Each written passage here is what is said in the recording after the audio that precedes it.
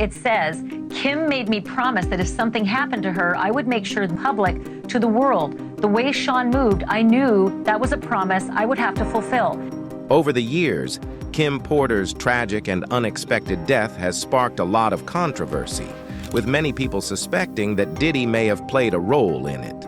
Although the allegations were never confirmed for a long time, new evidence has surfaced that suggests Diddy may have had a strong motive for wanting Kim, the mother of his children, gone. What's the new evidence that authorities have uncovered?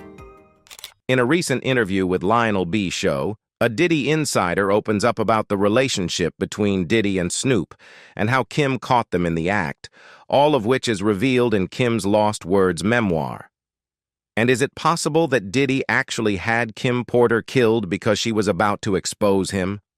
Let's dive in and see what's really going on. On November 15, 2018, Kim Porter was found unresponsive in her home in the San Fernando Valley. Emergency services arrived, but she was pronounced dead at the scene. Just like that, Kim, at the age of 47, passed away, leaving behind 4 children and the world in shock. Her death, allegedly from pneumonia, didn't sit right with some people, especially considering she was young and seemingly healthy. It was just too sudden. According to Diddy, Kim had been battling the flu for a while. Just days before her passing, she had sent the kids to his house, telling him, "Puffy, take care of my babies." Little did he know, those would be her final words to him. At first, the circumstances surrounding her death were unclear, but an autopsy soon provided an explanation, revealing that Kim had died from lobar pneumonia. Still, many weren't convinced, and for good reason. To this day, Kim's death remains surrounded by controversy, with Diddy at the center of it all.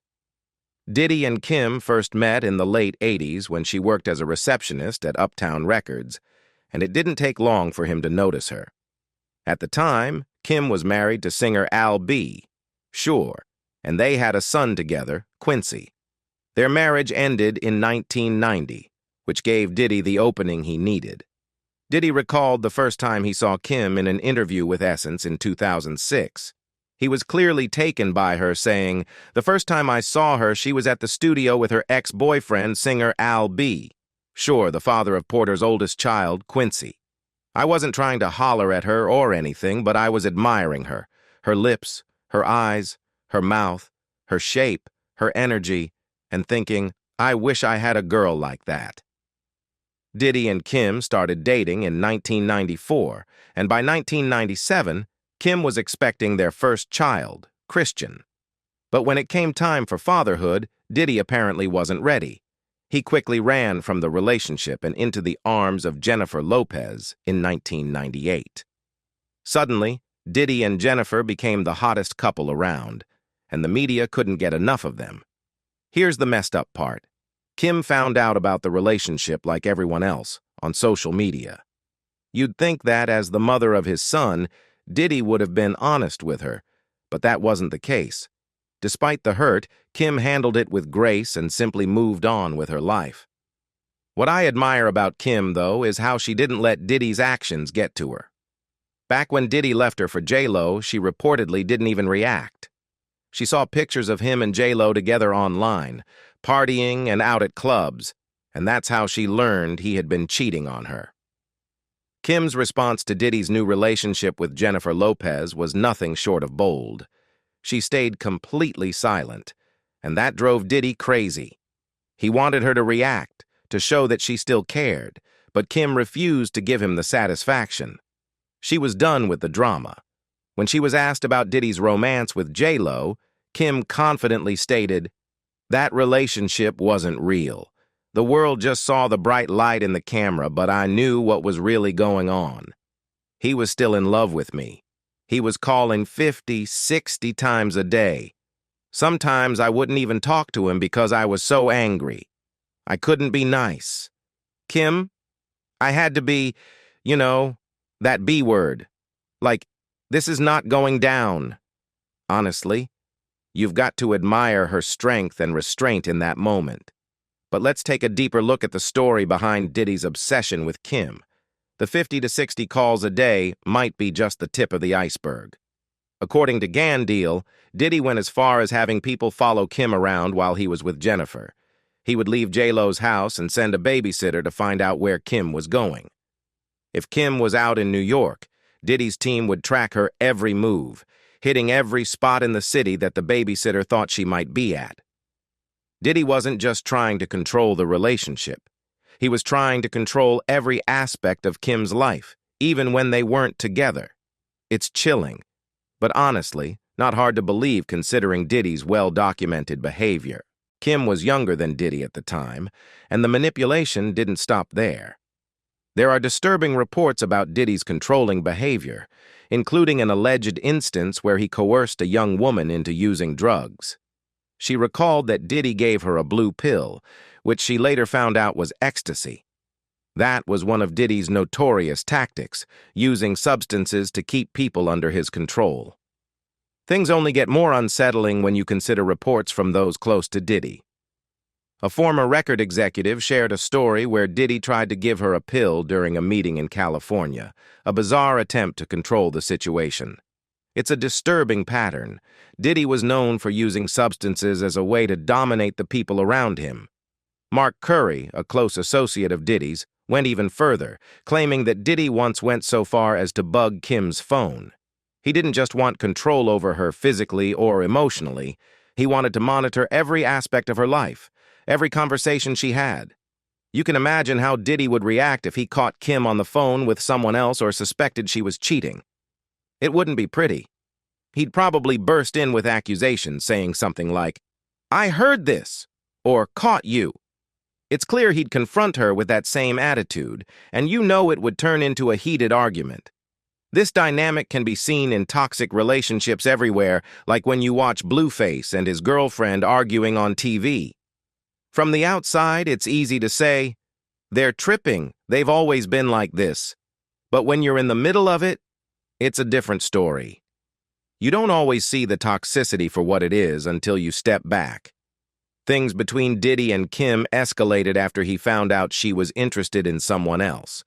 He allegedly lured her onto a boat, and things quickly took a violent turn. Staff members on board reportedly overheard a screaming match that lasted into the early hours of the morning, which ended with Kim sustaining a broken nose. Around the same time, Kim filed a lawsuit against Diddy for child support, but when J-Lo ended things with him, Diddy came crawling back to Kim in 2003. Surprisingly, Kim took him back, despite the way he had cut her off before. It seemed like no one expected her to forgive him, but there they were, back together. Before long, Kim was pregnant with twins, and for a brief moment, it seemed like they might be building the family they'd always talked about. People started to expect Diddy to propose, but he never did. Many speculated that Diddy had commitment issues, but in an interview with Essence magazine, he explained his hesitation to marry Kim. He said, "I know she deserves to get married. It's not a reflection on how much I love Kim.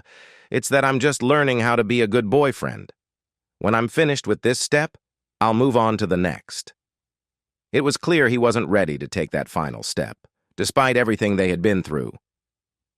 In hindsight, it might have been for the best that Kim never married Diddy, because from what some insiders are saying, he treated her much the same way he treated Cassie. Kim never fully opened up about the mistreatment behind closed doors, but it's clear that Diddy's loyalty was always in question.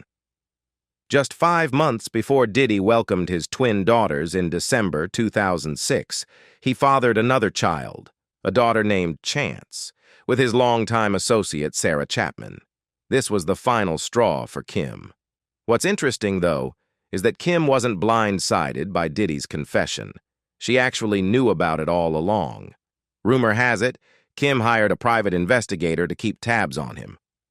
When Diddy finally admitted to fathering another child, Kim wasn't shocked. As she recalled, "He told me he may have gotten himself into a situation and fathered another child outside the relationship." I said, "Really?" "Well, I already knew. I'm glad you decided to be a man about it, but honestly, This is so whack. I can't even respect you right now. And for me, once the respect is gone, I'm not even listening to you."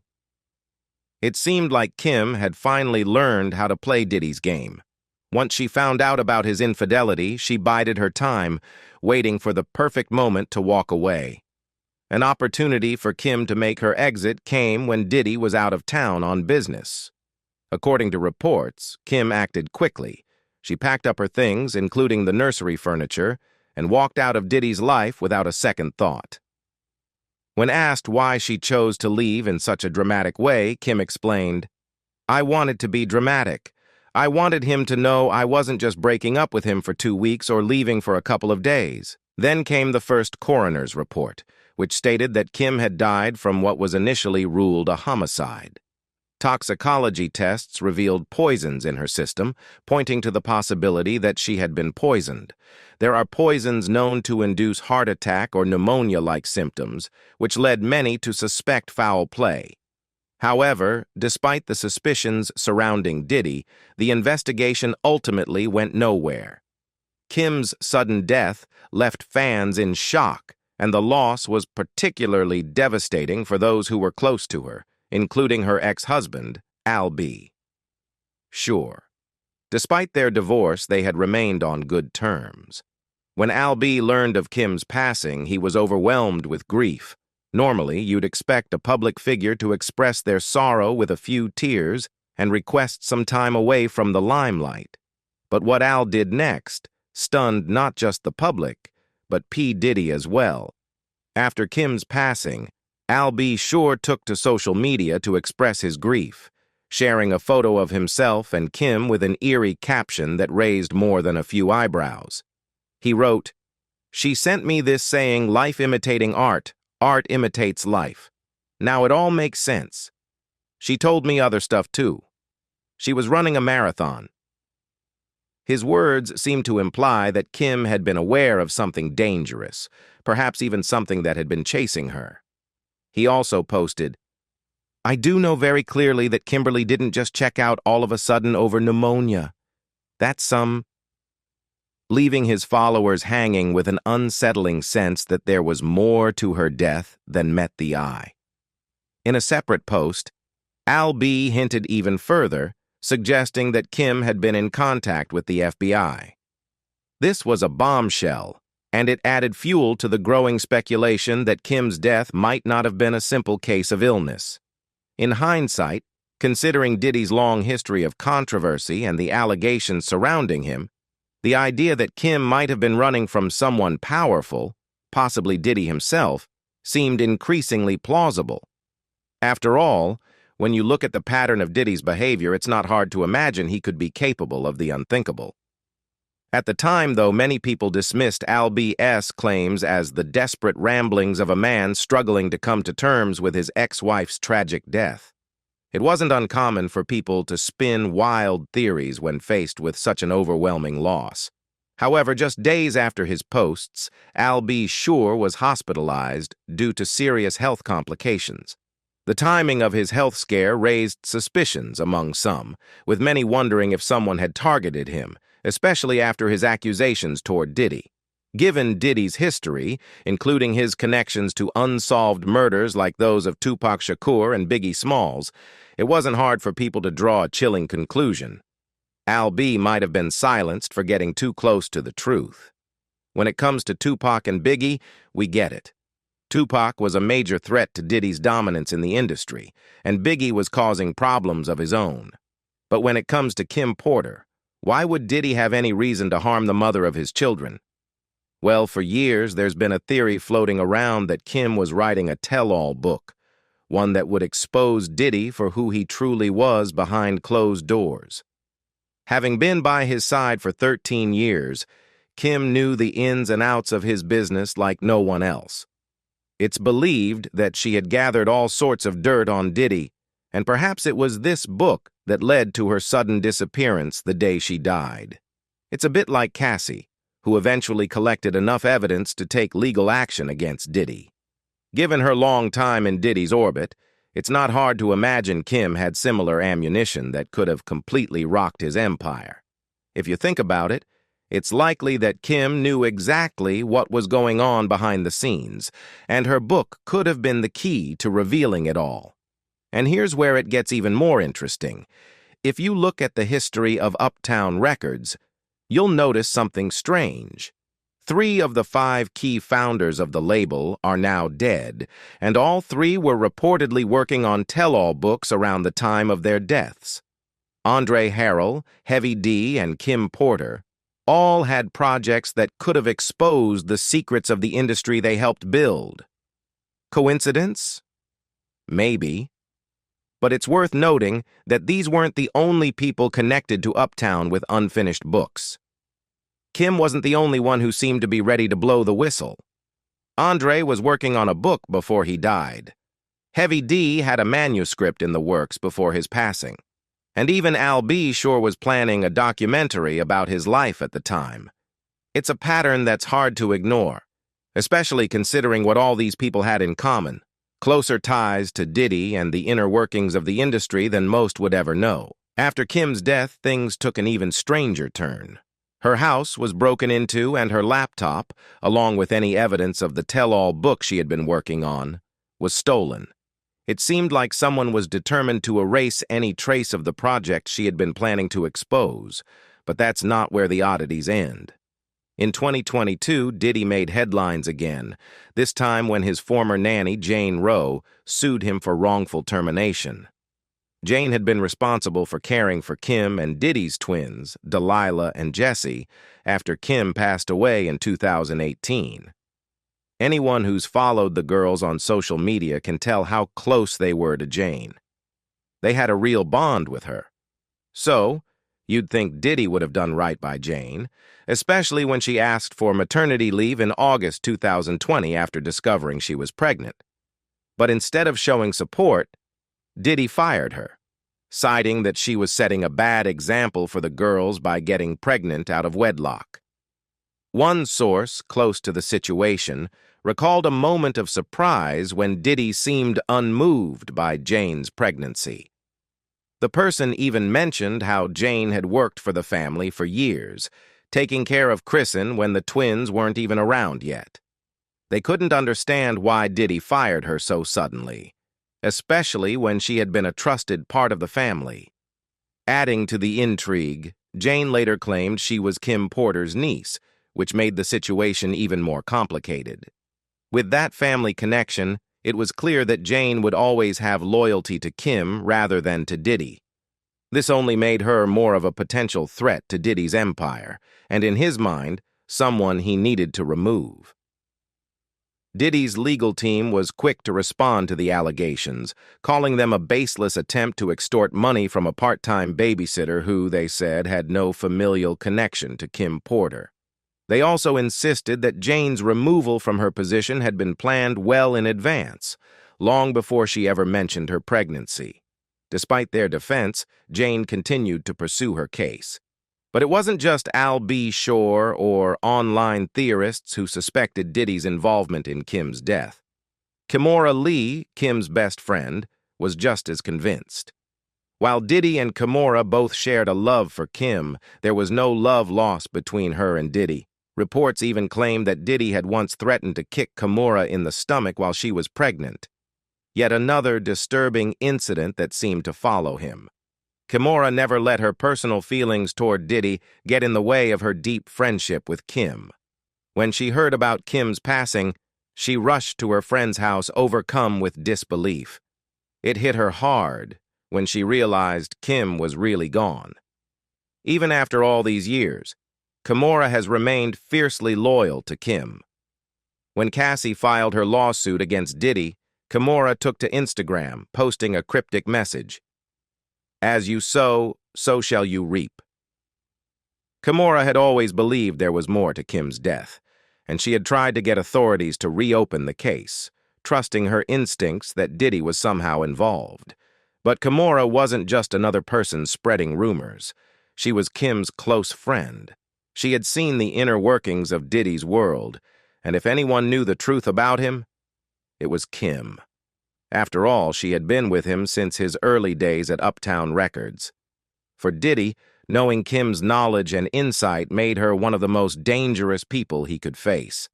The one person who seemed to benefit the most from Kim Porter's sudden death was, of course, Diddy. But it turns out he might have celebrated a bit too soon. According to some reports, Cassie handed over video footage, a USB drive, and Kim's burner phone to the FBI. Rumor has it that just days before her death, Kim met up with Cassie and gave her the burner phone, which allegedly contains footage related to Diddy's infamous EOS, Employee of the Month scandal. And there's more in a shocking revelation.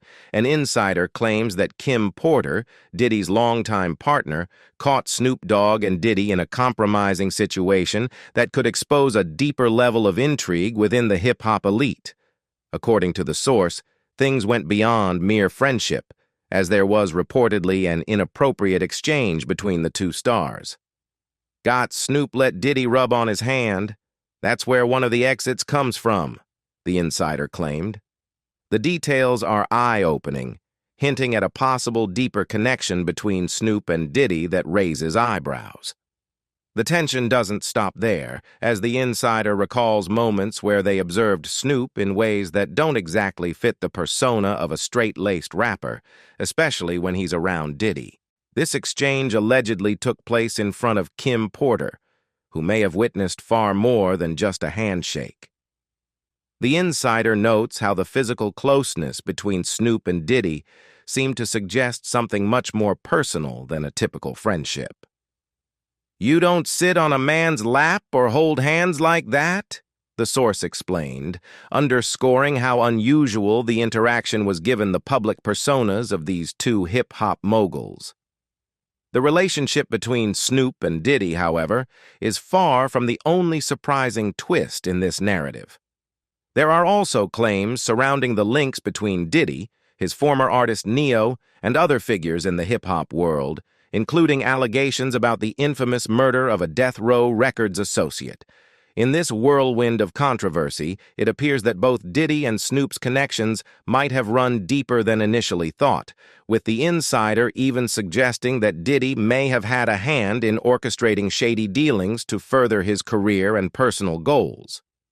The insider also brought up the idea that Snoop was allegedly a double agent of sorts, working for both the record labels and the LAPD, suggesting that his ties to Diddy may have been more about business and power than loyalty or friendship. The insider questioned how someone like Snoop, who was so deeply connected with Death Row and its controversial past, could have ended up working so closely with Diddy, especially considering the rivalry between Diddy and Tupac Shakur. Adding another layer of mystery to the already twisted story, the insider recounts how Kim Porter, fed up with Diddy's behavior, took action by providing the FBI with vital information. Allegedly, she handed over footage, a USB drive, and even Kim's burner phone, which may contain crucial evidence regarding Diddy's secretive dealings, including video footage of Diddy's infamous EOS scandal. Kim got tired. She was tired from him sleeping with her best friend, having Cassie in the house, and the threesomes, the insider stated. If those reports are true, it's safe to say that Diddy's past is about to come back to haunt him in a big way. Meanwhile, fans are still pushing for authorities to reopen Kim's case, especially given everything that has come to light about Diddy's past. One fan commented, "I don't understand why no one is looking into Kim Porter's death more seriously, but they really need to. There's a pattern with all the people from Bad Boy who have died, and there's definitely a connection. I just want to see justice served." What are your thoughts on all of this? Do you think Diddy should be held accountable given everything that's come to light? Do you think authorities will reopen the case? Share your thoughts in the comments below. Until next time, take care.